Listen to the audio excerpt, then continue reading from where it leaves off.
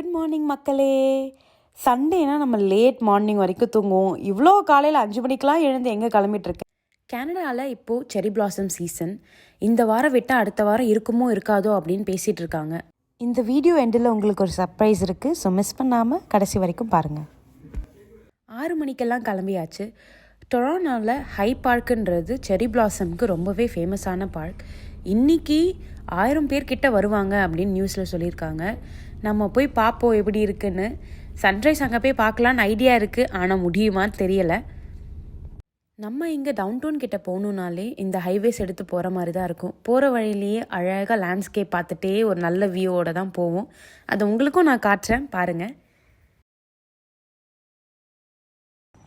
நம்ம 6:30க்கெலாம் பார்க்குக்கு வந்தாச்சு. பார்த்தா இங்கே வீக்கெண்டில் பார்க்கிங் கிடையாதான். ஸ்ட்ரீட் பார்க்கிங் 7 AM மேலே தான் பண்ண முடியும். ஸோ 1/2 மணி நேரம் சும்மா காரில் உட்கார்ந்தே டைம் போயிடுச்சு. சன்ரைஸும் பார்க்கல, ஒன்றும் பார்க்கல. அப்படியே பார்க்குக்கு போக வேண்டியது தான். இதுதான் நம்ம வந்திருக்க ஹை பார்க்கோட என்ட்ரன்ஸ்.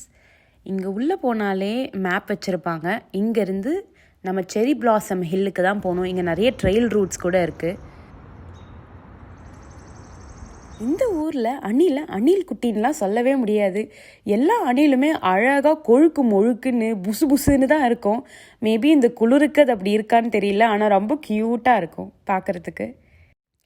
இந்த பார்க்குள்ளே போய் செரி பிளாசம்ஸ் இடத்த பார்க்குறதுக்கு நீங்கள் ஒரு 15 மினிட்ஸ் நடந்து போகிற மாதிரி தான் இருக்கும். எங்களோட நடைப்பயணம் இப்படியே ஸ்டார்ட் ஆகுது. போகிற வழியில் அப்படியே இந்த கப்புள் ஸ்கேட்டர்ஸை பார்த்து ஒரு வணக்கத்தை போட்டுட்டு போயாச்சு. வெறும் 15 மினிட்ஸ் வாக்னாலும் அப்ஹில்லாக இருக்கிறதால எல்லாருக்குமே நாக்கு தள்ளிடுச்சு. இது மட்டும் இல்லாமல் சரியான குளிர். இன்றைக்கி காலையில் அழகாக ட்ரெஸ் பண்ணிவிட்டு அதை ஜாக்கெட்டை போட்டு மூடிட்டு அந்த ஸ்ட்ரகிளில் நடக்கிறது தான் இங்கே ரொம்பவே கஷ்டமான விஷயம். நீயே சொல்லு. நல்லாதான் போயிட்டு இருக்கு, ஆனால் கொஞ்சம் குளிர் தான் சரியில்லை. கையெல்லாம் வரைச்சி போச்சு, செவந்து போச்சு.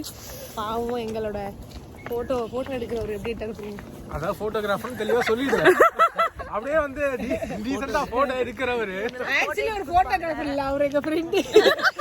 பாருங்க அவங்க வெயிட் பண்ண வந்திருக்காங்க. மக்களே தப்பா எடுக்குது. எப்படிலா இதுங்களுக்கு போட்டோ எடுக்கலாம்னு வந்தா கடைசியில என்ன வந்து ஒரு ஃபுல் டைம் போட்டோகிராஃபர் இருக்கிறீங்க. ஆனா இந்த ஊட்டி கொடைக்கானல் போனா போட்டோகிராஃபர் இப்படிதான் சுத்தின்னு வருவாரு. பக்கத்துல டூர் கைடு, அதே gloves. Okay, wonder woman with பவியை சப்ஸ்கிரைப் பண்ணுங்க, லைக் பண்ணுங்க, அந்த பெல் ஐகான் அத மறந்து தட்டி விடுங்க. இங்க பாத்தீங்களா இங்க ஒருத்தனோட நிலைமை. அங்க பாருங்க என்ன பண்ணிட்டு இருக்காங்க. போட்டோ ஷூட் போயிட்டு இருக்கு. Start music.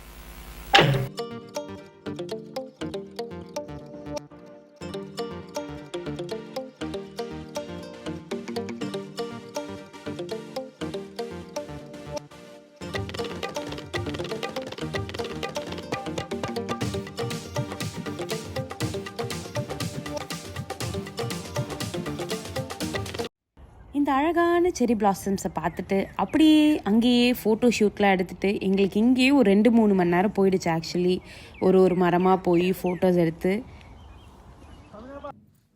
ரிட்டன் வரும்போது செமையான வெயில்.